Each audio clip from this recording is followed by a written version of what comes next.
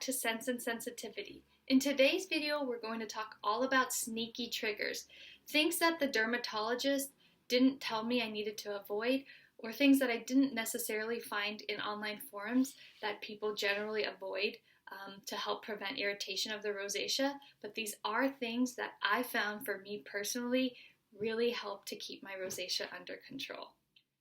Sneaky trigger number 1, laundry detergent. This is something that is talked about a lot for people with eczema and different body skin conditions, but I haven't really read about it too much for people with rosacea. Being aware of the ingredients in your laundry detergent is so important because the fabrics we wear touch our skin, including our face, all the time. Our towels, our pillowcases.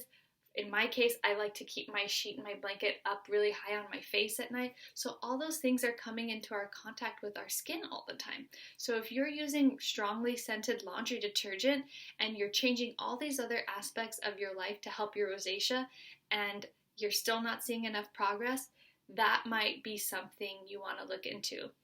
I'm now using a brand of laundry detergent called Molly's Suds. It's a powder detergent. It's made with very few ingredients. And I love it. It's unscented. It keeps my clothes clean. I've also used All and the Costco unscented brand of laundry detergent, and those ones work well too. But for me, using gentler ingredients and just avoiding fragrance in my laundry detergent and not using any fragrant dryer sheets or softening products has really made a difference in my skin. Sneaky trigger number 2, hand soap. Very similar to laundry detergent.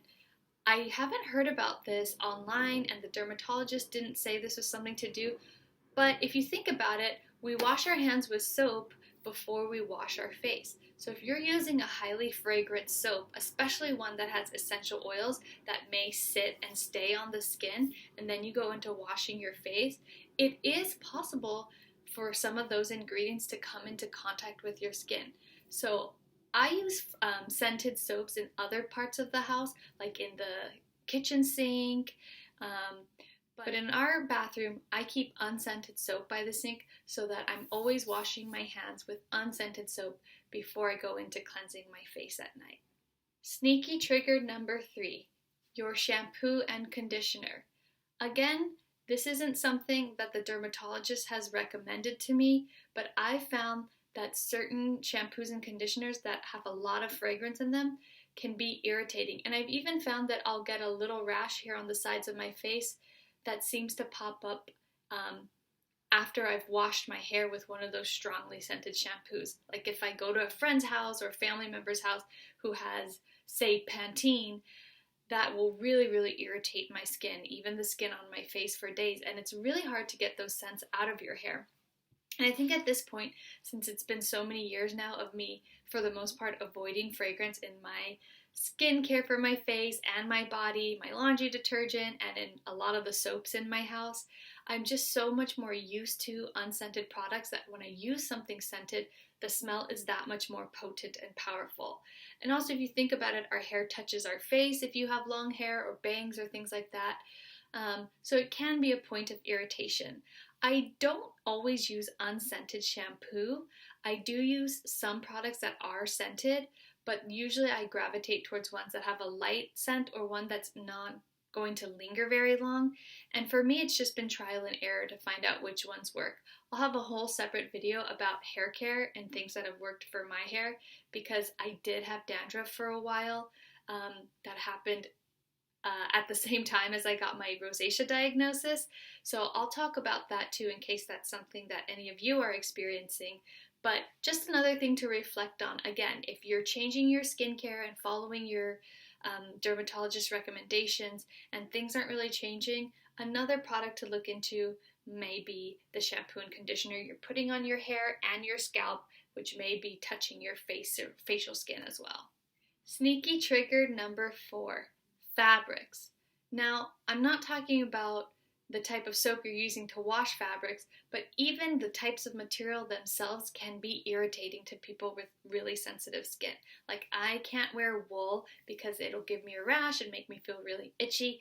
And if you think about it, anything that's touching our face, again, like towels and sheets and pillowcases, come into contact with our really fragile facial skin and maybe things that are irritating. For example, microfiber washcloths are something that many people love. They use them to wipe off their makeup at the end of the day, and I know some estheticians who recommend them. I bought some microfiber cloths and they were so soft and plush, and the first time I used them, my face completely blew up. It was so irritated and raw feeling, and I was using my gentle oil cleanser and just trying to wipe it away with that cloth. But there's something about that microfiber material that my skin cannot stand at all. I don't know if it's super cleansing even though it feels soft and it is removing too much moisture or what it is, but they do not work at all for me. Sneaky trigger number 5, seasonal allergies. I also have seasonal allergies, and that definitely plays a role in my rosacea.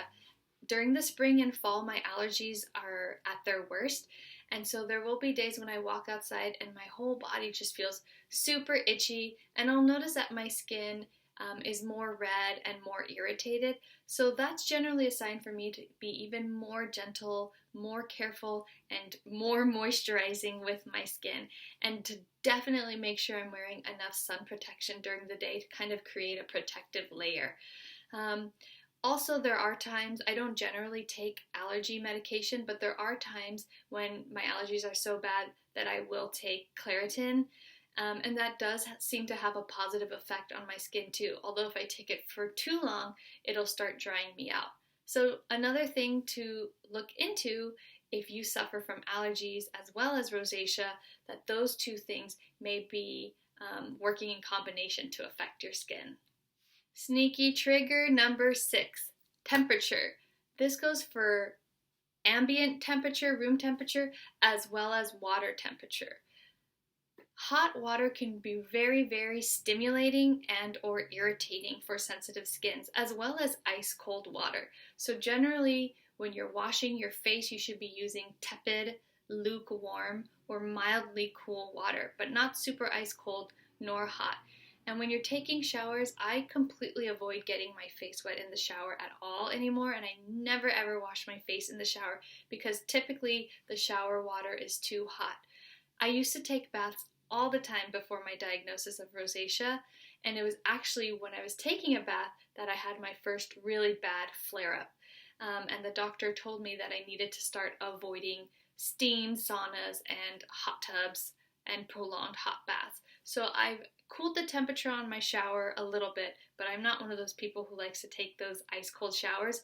So I just try to limit my shower time, make sure that I ventilate the room well afterwards to not sit in that steam for too long, and I avoid getting my face wet in the shower.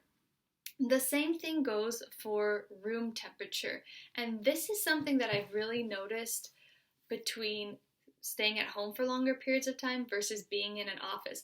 Whenever I'm in an office with that recycled air or too much air conditioning, my skin just seems to really dislike it and be more dry and irritated. And I don't find that to be true when I'm at home where we don't have air conditioning. We do live in a place that has a more moderate climate, so it doesn't get too hot here.